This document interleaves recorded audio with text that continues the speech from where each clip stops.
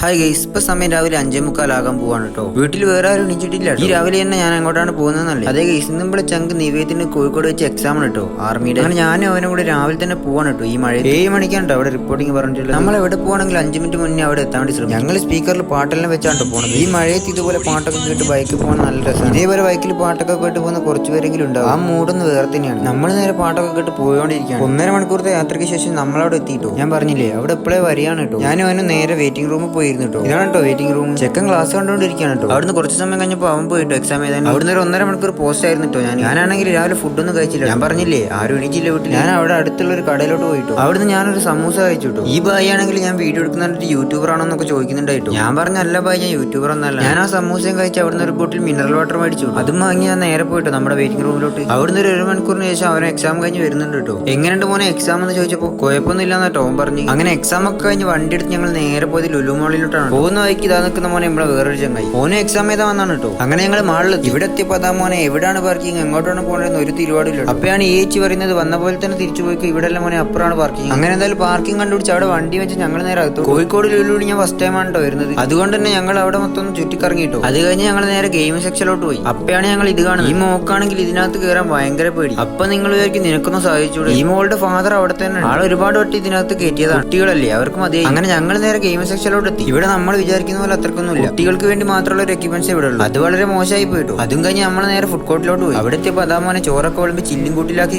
അത് നമുക്ക് കാണാൻ വേണ്ടി മാത്രം ഒരു ഫേക്ക് ആണ് കേട്ടോ. എന്തായാലും നമ്മൾ അവിടെ നിന്ന് ഒരു പിസ വാങ്ങി. അത് വാങ്ങി കുറച്ചു നേരം കഥയൊക്കെ പറഞ്ഞ് അവിടെ ഇരുന്ന് അത് കഴിച്ചു കിട്ടും. അതും കഴിച്ചു കഴിഞ്ഞ് വാഷ്റൂമിൽ പോയി നമ്മൾ നേരെ പോവാണ് നാട്ടിലേക്ക്. ഇന്നത്തെ ദിവസം വണ്ടി എന്തായാലും ഞാൻ നമ്മളെ ചങ്ങാക്കി വിട്ടുകൊടുത്തു. അവൻ ഓടിച്ചോട്ടെ. പോകുന്ന വഴിക്ക് നമ്മൾ നമ്മളെ മുതലിന്റെ ഏറ്റവും പുതിയ വെർഷൻ എക്സ്പൾസ് 210. ഇതിന്റെ വീഡിയോ നമ്മളെ ചാനലിൽ ഇട്ടു. എന്തായാലും ഈ ബ്ലോഗൊക്കെ താണ്ടി നമ്മൾ നേരെ പോവാണ്. ഏതാണ്ട് നമ്മുടെ നാടെത്തിയപ്പോൾ നമ്മൾ ഉച്ചഭക്ഷണം കഴിച്ചു. വേറെന്താ നമ്മളെ മന്തി മാത്രം. ഇത് കഴിച്ചിട്ട് നമ്മളെ വിശപ്പം കൊണ്ട് മാറും. അപ്പം നമ്മൾ നല്ല ബീഫ് മന്തി കൂടെ അങ്ങോട്ട് ഓർഡർ ചെയ്തു. അങ്ങനെ അതും അങ്ങോട്ട് കഴിച്ചു. ഓ എന്റെ മോനെ ഇജ്ജാതി ടേസ്റ്റ്. പക്ഷെ റൈസ് കുറെ ബാക്കിയായിരുന്നു കേട്ടോ. അങ്ങനെ ഫുഡൊക്കെ കഴിച്ചാൽ നമ്മളിറങ്ങി. പുറത്തിറങ്ങിയപ്പോ നല്ല മഴയാണ്. ബാക്കി നാളെ കാണാം. നാളെയും മറ്റന്നാളാണ് കേട്ടോ എനിക്ക് എക്സാം. അപ്പൊ ശരി എന്നാ ബൈ.